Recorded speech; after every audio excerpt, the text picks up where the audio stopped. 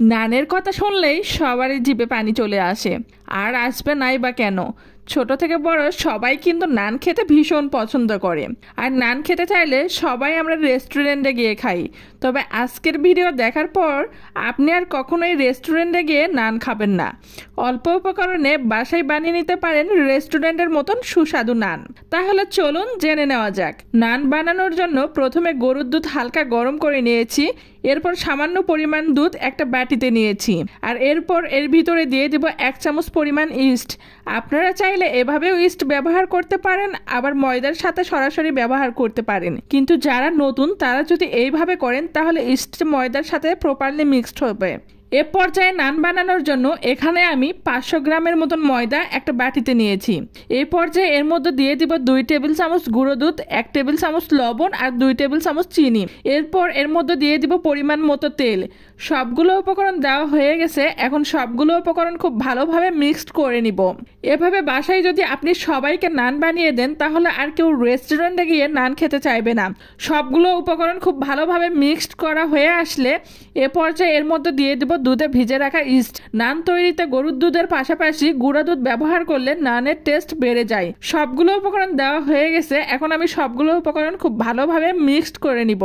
আপনারা চাইলে এখানে পানি দিয়েও মিক্সড করে নিতে পারেন, তবে আমি নানের টেস্ট বাড়ানোর জন্য দুধ ব্যবহার করেছি। গরুর দুধ দিয়ে ডোটা তৈরি করে নিলে এটার টেস্ট আরো বেড়ে যায়, সেজন্য সম্পূর্ণ ডোটাই আমি দুধ দিয়েই তৈরি করব।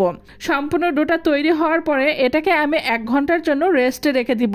রাখার সময় এমনভাবে ঢাকনা অথবা কাগজ দিয়ে র্যাপিং করতে হবে যেন এর ভিতরে কোনো বাতাস প্রবেশ করতে না পারে।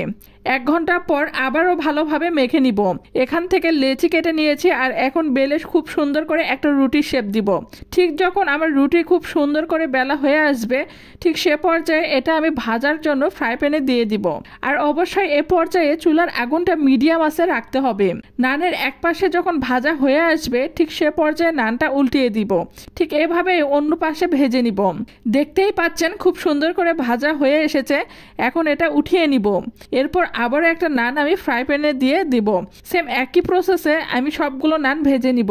সকালের নাস্তা অথবা বিকালের নাস্তায় নান থাকলে কারো কোনো কথাই থাকে না। নান খেতে কম বেশি সবাই পছন্দ করে। বিশেষ করে চিকেন ফ্রাই, তান্দুরি চিকেন, গরুর মাংস ভুনা, বট ভুনা অথবা নিহারি এগুলো দিয়ে নান খেতে কিন্তু খুবই মজা লাগে। কি এগুলোর নাম শুনে আপনার মুখে পানি চলে আসলো? সেম আমার মুখেও পানি চলে এসেছে।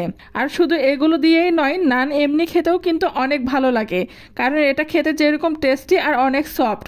আপনারা চাইলে বাটার দিয়েও নান ভেজে নিতে পারেন। অনেকে বাটার খেতে ভীষণ পছন্দ করে, তারা নানের উপরে বাটার দিয়ে নামিয়ে নিতে পারেন। এতে করে নানের টেস্টটা আলাদা একটা ফ্লেভার চলে আসবে। আগে তো মাঝে মাঝে রেস্টুরেন্টে গিয়ে নান খেতাম, বাট বাসায় বানানোর পর নান খাওয়ার জন্য কখনোই রেস্টুরেন্টে যেতে হয় না। আজকে এখানেই বিদায় নিচ্ছে। আবারও দেখা হবে নতুন কোনো রেসিপি নিয়ে।